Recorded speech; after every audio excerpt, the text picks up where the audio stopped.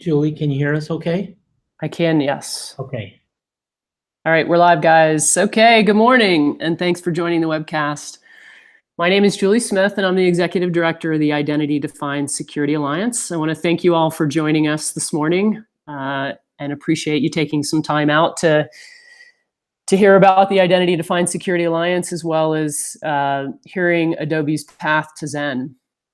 Before I turn it over to the main attraction, I wanted to introduce the IDSA to those who may not be familiar with the organization. We were started in 2015 by Ping Identity, with Optiv joining in 2016 as the founding solutions provider. Last June, we announced the formation of an executive board of directors and customer advisory board, of which Den Jones, who you'll hear from shortly, is a member. And that took us in the first steps towards establishing a formal organization. Since that time, we've grown to 18 vendor members from both the IAM and security space, and 4 customer advisory board members who are helping to guide us in our mission. These vendors and CAB members are essentially kickstarting the IDSA, but ultimately we want it to become end user driven. Our success is measured by the number of organizations who have been successful in implementing an identity-centric approach to security. As you've heard over and over recently, spending on security is increasing, and yet breaches increased in 2017 by 45%. And the majority are in some way related to compromised credentials. The IDSA exists to help organizations reduce the risk of a breach by bringing together their existing identity and security investments, an approach that we call identity-defined security. As with any startup organization, the board has continued to refine our mission, and we may continue to do so, but after much discussion, this is where we landed. We believe that there is a lot of confusion in the practitioner ranks, you folks on the call today. Organizations go to analysts, vendors, solution providers, and peers for information and advice on security strategies. You have to then parse through that information and determine your path to success. Our goal is to provide an independent source of information. We aim to aggregate the expertise of the community, the vendors, solution providers, and experienced practitioners into resources that give you a pragmatic path to succeed.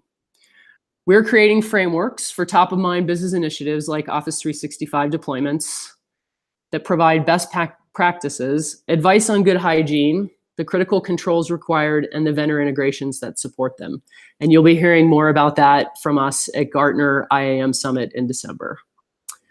Over time, practitioners will be able to share their thoughts and experiences with deployments and vendor integrations, providing the voice of the customer to the broader community.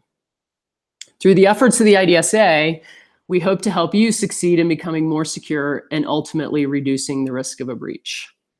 Hopefully this seems like a worthwhile cause. We believe it is, and we'd love to get your input into our mission and help building out resources and tools to help achieve this mission.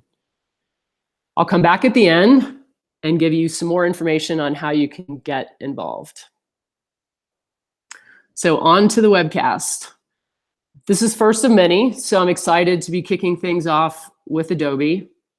Before I introduce our speakers, if you have a question, you can tweet to at IDS Alliance.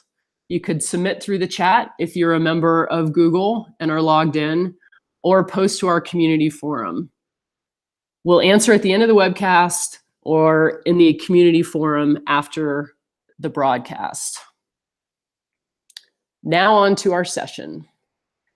Our presenters are Den Jones and Carlos Martinez from Adobe Security. Den Jones is the Director of Enterprise Security at Adobe. He manages the team focused on delivering proactive security for Adobe internally. The Enterprise Security team is focused on leading the vision and strategy for zero trust networking, as well as delivering core security services such as identity, authentication, endpoint, network, and enterprise security architecture. For more than 20 years, Den has been inspiring and driving initiatives that pioneer the industry. Our other presenter, the guy that makes the rubber meet the road, is Carlos Martinez, and he's a senior security engineer in Adobe's enterprise security team. where he's currently focused on the company's Zero Trust Enterprise Network Initiative, or ZEN. He's passionate about creating and balancing a seamless end-user experience while increasing the security posture of the organization. He holds a bachelor's degree in information systems from the University of San Francisco. Thanks, guys, for being here. And now I'll turn it over to Den to discuss Adobe Security's path to ZEN. So thanks, Julie. Welcome, everybody. Thanks for joining us in the webcast today. I'm Dan Jones, Director of Enterprise Security.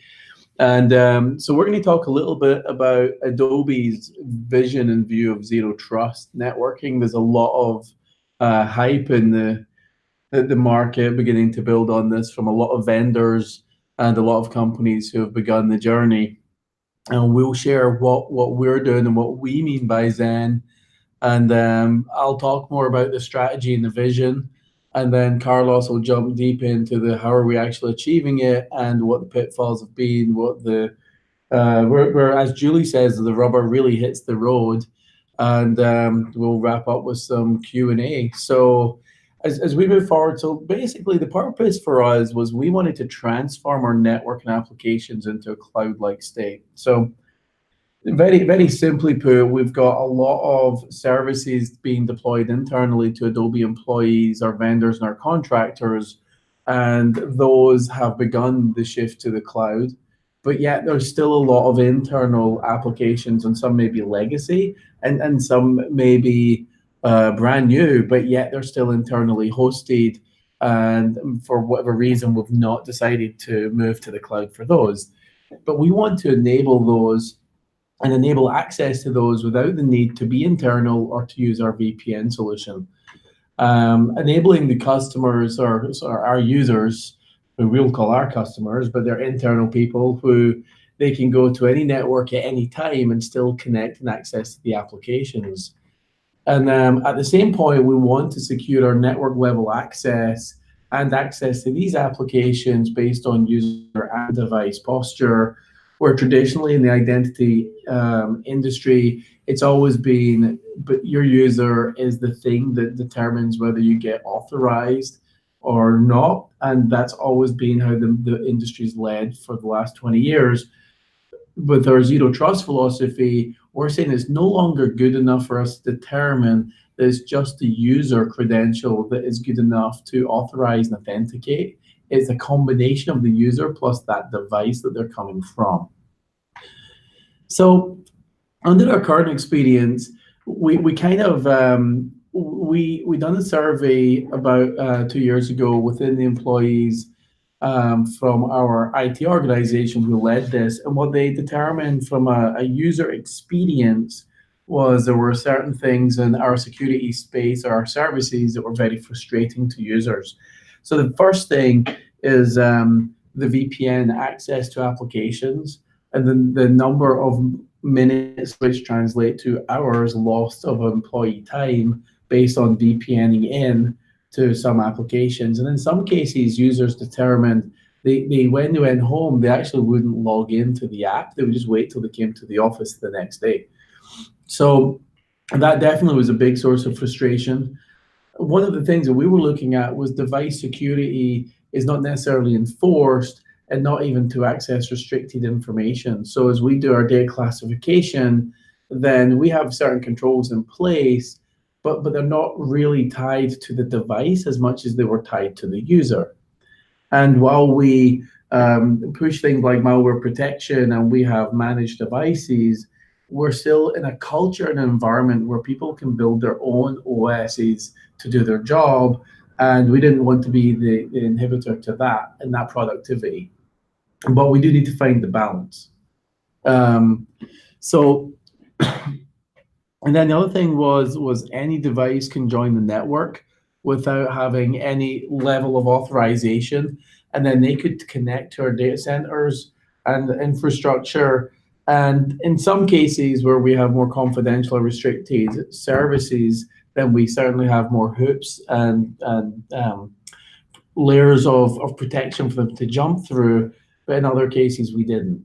And then finally, application authentication. I've been in the identity space and the authentication space for over 20 years, and this whole dream of single sign-on is not something that we're chasing, but it's not enforceable if we don't have a choke point and standards that everyone must follow.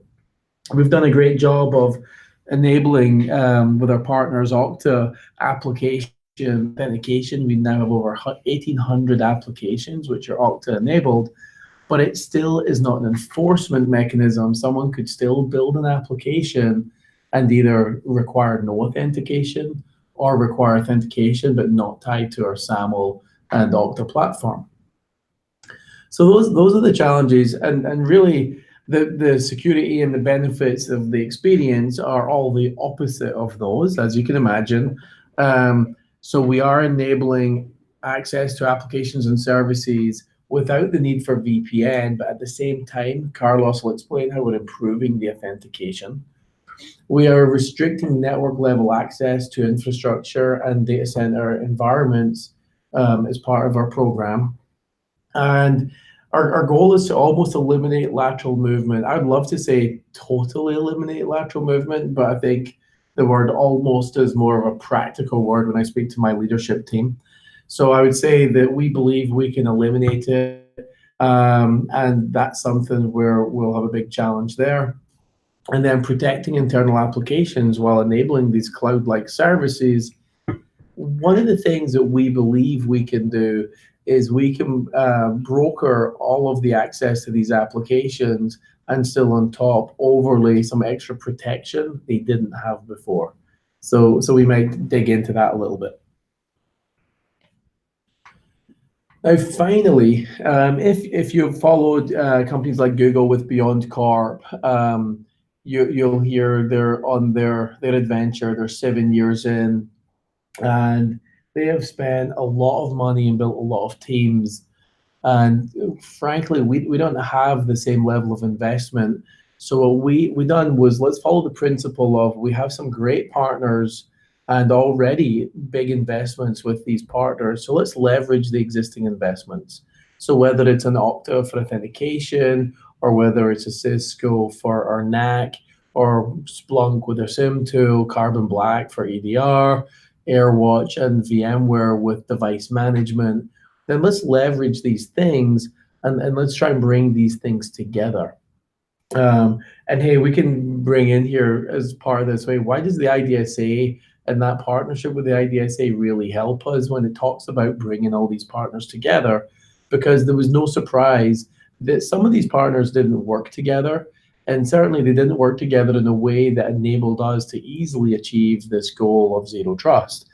Now, the couple of things I'll mention here, we increased in the organization to deliver this vision 1 staff member. We spent $220,000 roughly in 2018. And then we repurposed a team of about 5 full-time employees to have them focus on security intelligence, which is, a combination of machine learning and UBA. And we've done some amazing work in the background as we plug that team into our ZEN vision. So now I'd like to hand over to Carlos, because all this visionary stuff and principles and philosophies are wonderful, but the really exciting piece of it is how have we actually accomplished what we've delivered so far? Thanks, Dan. As Dan mentioned, a big part of this ZEN rollout was really looking at those core components and really figuring out how we can integrate them to have that improved posture check. Really, I call it context-aware access based on what we know about the user and device. And so what I'm sharing here is an abstract overview, just a diagram of the key core components that we currently have rolled out as part of this initiative. So I'll start on the left-hand side. So one of the other big initiatives happening in parallel to this project has been unifying our management solutions. And this is across all our supported platforms, iOS, Android, Mac, and Windows. There's an effort to consolidate that to a single solution. We use VMware Workspace ONE. And what that gives us is a central place, obviously, to manage devices, but it also gives us a consistent avenue for issuing certificates. And issuing of certificates and that whole life cycle with that is critical to our ZEN initiative. So what we're doing with that is when you're enrolled and managed by Adobe, we automatically issue a unique certificate to each device. That certificate contains information, as I mentioned, about the device, the associated user, and part of that, we also push out some configuration settings. So when a user is set to authenticate with a specific web application that's SAML enabled, we automatically the device will present that cert, and in a seamless fashion. Typically you'll see things like a pop-up to select the cert picker pop-up. So we've gone and at a platform by platform basis have pushed out configuration settings or configurations to help suppress that prompt. So that's the endpoint side. We're also, as part of management, obviously we can ensure that we're pushing some other security controls, some applications like Carbon Black, and we begin to collect information about the device. So the other advantage of consolidating management platforms is now we have a device inventory, a central device inventory of all these managed devices that we can then allow or restrict access to certain applications. So the next side is, obviously with any federated or SAML-enabled application, we have the identity flow. We've used Okta for some time, but part of the integration work that we put in there was to have the authentication request go to VMware's identity solution. And we use that component more as a broker to perform that certificate authentication and also that compliance check to determine if the device is or should be allowed access to a resource. We do something similar on the proxy. So for all on-premise applications that we've exposed out there for employees to seamlessly access, we will perform the same sort of checks, cert inspection, making sure the user is part of a valid group. There's that compliance check, and finally that authentication component. Now, once all of that from an identity and access proxy, all these checks are done, we go to the next place, which is more of the area where, as an access policy engine, it serves to allow or restrict access to particular resources. So this is, again, the collection of all of our devices, and really the focus here is, does the device user context have access to a particular resource? That is something that, today we have some very basic checks as we continue to improve on our intelligence and capture certain anomalies. This is an area that we're really excited to kind of see, hey, step up authentication if there is some concern or there is some specific area that we just aren't sure this is actually the user.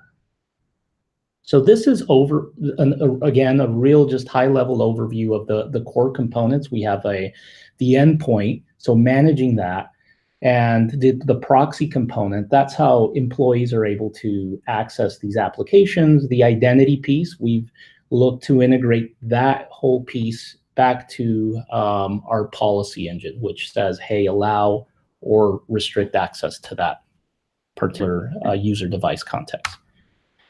Just to kind of take another step, closer to the authentication flow, one of the big things that, we, as part of this rollout that we wanted to ensure, there's a transition from what we have today, which is, utilizing Okta and really in a state where we just ask for credentials, username, password, and MFA, but adding that extra layer of compliance check. We wanted to make sure that as part of this initial rollout, for any managed devices, so any devices enrolled into AirWatch, we would make sure to challenge, and we would challenge everyone, but if there was a certificate, we would make that compliance check. But we also were mindful that, hey, we don't want to disrupt everyone that may not have a managed device on day one. So part of this whole flow and check is that we will fall back if needed on some applications where the device may not be managed.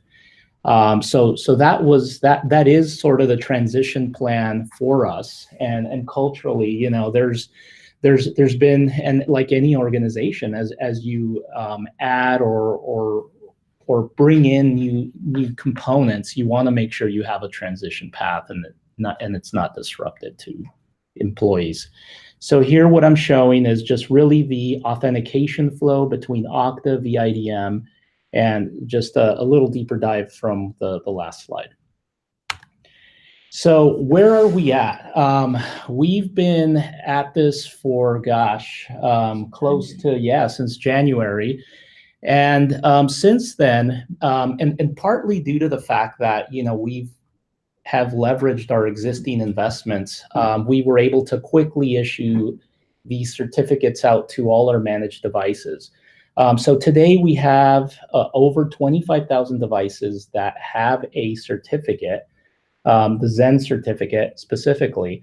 Part of the authentication flow that I just showed the last slide on, we've enabled more than 1,700 applications, web applications, to perform that compliance check. We've exposed about 20 or so applications through the proxy. These are you know, some apps that are widely used by employees. The trust core piece, as I mentioned, you know, we're iterating on that, but that's live. And then the authentication. So it's been widely used. We as part of a recent acquisition, this was one of the advertised methods or primary methods of connecting to on-prem applications. And since then, we've seen a healthy increase of folks using it. I think yesterday, the latest numbers show we have about 6,000 over a span of a week, about 6,000 unique employees connecting and connecting to on-prem applications through the proxy. So we're well into production, and it's been pretty popular, it seems. So lessons learned. You know, part of this rollout, this journey of, you know, really focusing on integrating these pieces together, it really is that, you know, it's clear there is no off-the-shelf solution that we would be able to just plug and move forward with. That said, I think part of this, what we've gone through is to bring in vendor A with vendor B and say, hey, you know, we've committed to using this component from an identity perspective. We're all in from a management perspective, device management perspective here, you know, work together. And that's taken quite a bit of time and effort for us to really bridge those conversations and really have all parties see the value of this. I think for us, having a forum like the IDSA helps in really just bridging that gap and having a single place where we can all, as practitioners, can share, you know, things, use cases that we feel are important. And I think it also provides a forum for vendors, for other folks to really see that need and have a place where, you know, we can all share all of our use cases. And, you know, for us, that is really the big value is, you know, it's, and I'll jump right into the next slide. This here is a specific use case that is available on the IDSA website.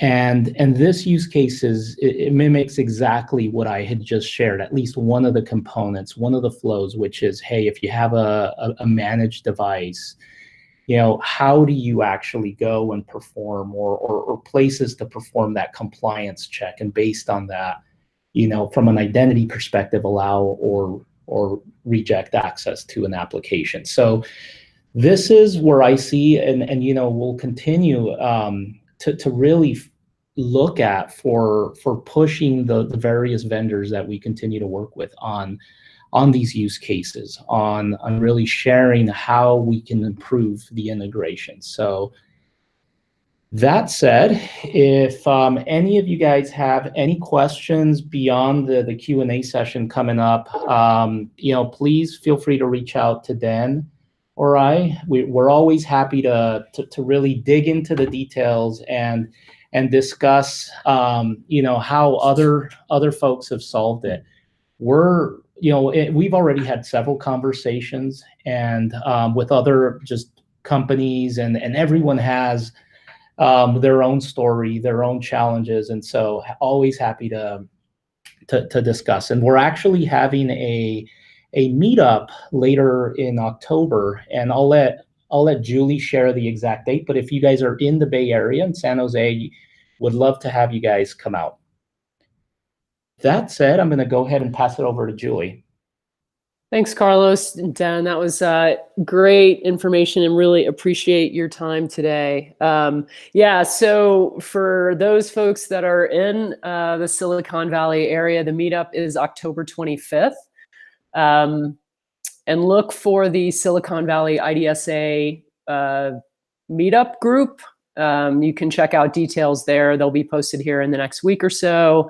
Also, if you follow our Twitter feed, and we'll be posting information to our website, which is idsalliance.org. So in terms of questions, if anyone has any questions they'd like to ask, please feel free to shoot those over via Twitter or through the chat window.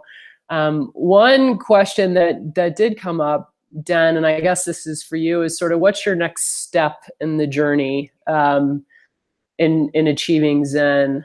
And also kind of related is what's been the feedback from your user community? Yeah, it's a great question. So next steps, as we go through the rest of Q4, we're going to announce to all of Adobe. We have got some internal bug bounties and then some pen tests and some of these things which we're going to regularly do in this environment. So there's security stuff where we continue to look at the security posture of the environment. And then there's the user, think of this as the go-to-market strategy for all of Adobe. We've been in what we will call a pilot phase for pretty much the last 3+ months, where we've went to our security org, our IT org, and other partners and shared out and given access to this platform. When we get to round about November, middle of November, we are going to announce broadly to all of Adobe. And so basically the two paths, the authentication workflow and then the application access without VPN, that's the two things that we're going to market with. As we get towards the end of this year and into next year, we are starting to look at restricting network level access to data centers and other environments where we tighten up some of that. Just because you're an Adobe employee doesn't mean that you need to get access to RDP to a server, even for development or testing. Not everyone needs the same stuff equally. So we're going to really start to tighten that up. And then one of the really big exciting things for us is, Carlos kind of touched on this a little bit about certificate authentication. So we've tied in our security intelligence team. So they are looking at anomalies, and then we are automating workflows and processes in the background that enable users to be part of the experience of, was this them or not them? Is it a new device or not? And then we can start to make a self-service mechanism for users to determine the current state of the devices they have, the risk score of the user and device combined, and then based on the risk score, the kind of access levels or step ups. And using our security intelligence, we'll be able to integrate that more as we go into the early half of next year. Now, one of our Q4 goals, which is loosely tied to ZEN, because we're using certificates for authentication to over 1,800 applications, then we're feeling really comfortable that the password change of 90-day password rotation, we can change that policy. So if you look at the most recent NIST publication on password policies and password changing, we're going to adopt their very similar stance, which is force people to change password on compromise indicator. So that's a really exciting thing. And then if you look at what that means to the productivity of any company, if you can imagine a password change costs around 15 minutes of employee time every time you change the password. There's the couple of minutes to change the password, and then there's the 15 minutes to recover from all the devices you need to update once you've changed your password. If we look at roughly, I think about a couple of thousand password changes every month times 15 minutes and start to calculate the employee cost savings, then that's significant. And then if you actually look at service desk tickets related to password changes and imagine they reduce by about 80%, then that's significant as well. So we're about to, in the next couple of months, push that out. But that's all backed by two things. One is certificate-based authentication and multi-factor to get to applications and services, and then security intelligence having built out their capabilities for anomaly detection and automated response. And I really want to emphasize the automated response because many companies will try and sell us on intelligence and anomaly and UBA, but then what they'll do is they'll send a ticket and a flashy red light our way for us to then start to action. And that's not scalable. So the way we've done this is scalable and self-serving. So that's the big thing. And then next year, most of our effort moves away from user authentication and devices and things of that, and really focuses on the network access. And how do you make network access dynamic based on who you are, what you need, and your posture at that given time? So that really takes the network, and we'll use things like NAC and firewalls and our partners there in order to achieve these kind of things. But that's a big thing for us to figure out in 2019. Now, employees, we receive a lot of feedback early on. So there's two pieces of feedback. Engineers who have had free reign for 20, 30 years, they don't like the thought of us having management software on their devices, which is a prerequisite to take advantage of what we're delivering. So we are looking into that. We're trying to figure out a way to make that a more happy medium. But at the same point, we're not going to relax. There's a minimum bar on a device and a user combined in order to access resources. That's just how things are going to shape up. Now, let's talk about the people who don't care about management device or device management. Those people have used all sorts of shiny words and sent them all our way on how excited and delighted they are that they don't have to VPN in. And to them, they didn't make any changes. So for those users, and we have thousands of those users, actually this week, 6,500 of those people, unique UIDs, went via our proxy, and they didn't have to change anything.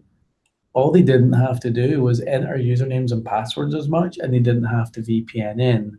But yet we've locked them down more than we traditionally had before. So they're really delighted, and that feedback is coming in loud and clear. So we expect more and more people to sign up for device management and malware protection on devices that didn't have it before. And we know that we're going to continue to improve that chokehold on how people get access to stuff. But at the same point, we're increasing and improving productivity. So it's a delightful user experience, and it also saves Adobe what we've not calculated yet, but what I would suspect is millions of dollars in productivity per year. Mhm. And we are working on those calculations so that we can proudly boast what that is in the next few months. So it sounds like success. And we look forward to hearing more metrics. That's great.